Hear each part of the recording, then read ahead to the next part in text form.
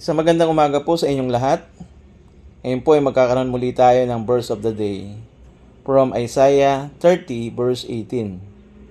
Sabi dito, "Therefore, the Lord waits to be gracious to you, and therefore, He exalts Himself to show mercy to you.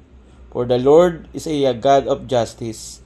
Blessed are all those who wait for Him."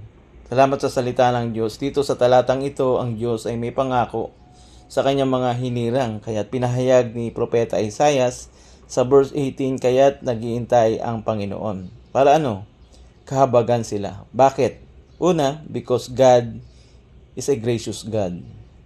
Anong gagawin ng Diyos? And therefore, He exalts Himself. Bakit? At paano? Babangon ang Panginoon. Sa kabila ng tao ng Diyos o God's people forsake Him. Nabanggit doon sa naunang mga talata sa verse 1 hanggang verse 17. Para ano?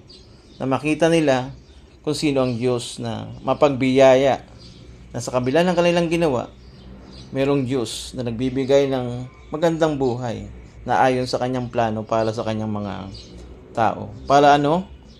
To show mercy to you. Ganyan ang Panginoon sa kanyang mga hinirang, His amazing grace and mercy. Sabi nga doon sa kasunod na talata sa verse 19, "For a people shall dwell in the house, in Jerusalem you shall weep no more.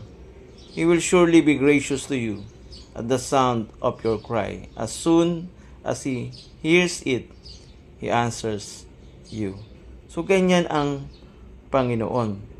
So, hindi lang po yan. Pangalawa, because God is a God of justice. Ang nabanggit na Isaiah rito, for the Lord is a God of justice. Alam ng Diyos ang perfect way patungo sa layunin niya sa kanyang mga hinirang, na siya ring gumising sa Juda upang sila ay turuan at disiplinahin. Kaya ang sabi ni Propeta Isaiah, "Blessed are all those who wait for Him." So, mapalad ang lahat na nag-iintay sa Panginoon. So, all, lahat, ng sumampalataya at kumilala sa Panginoon. Kaya kung ang buhay mo ay tunay na tinubos ng Panginoong Jesucristo, tiyak mayroong kahabagan at awa na pinagkaloob sa iyo. Nakilalanin mo rin maging ang kanyang hustisya na siya nagtuturo upang tayo turuan, disiplinahin. Ganyan nais niya upang maging maganda yung ating buhay ayon sa plano ng Panginoon. At hindi lang yan, maging matyaga tayo. Antayin ang kanyang muling pagbabalik. Na manatili tayong naglilingkod at umaasa sa Diyos. Yan ang ganda ng buhay ayon sa plano ng Diyos na nawa mangyari sa iyo. Na makita mo rin, ikaw na nakikinig ngayon, nanonood sa ating channel, dahil ito ang nais ng Diyos at ibig ng Panginoon na mangyari sa iyo ngayon. At kung hindi pa ito nangyayari sa iyo, lumapit ka kay Kristo.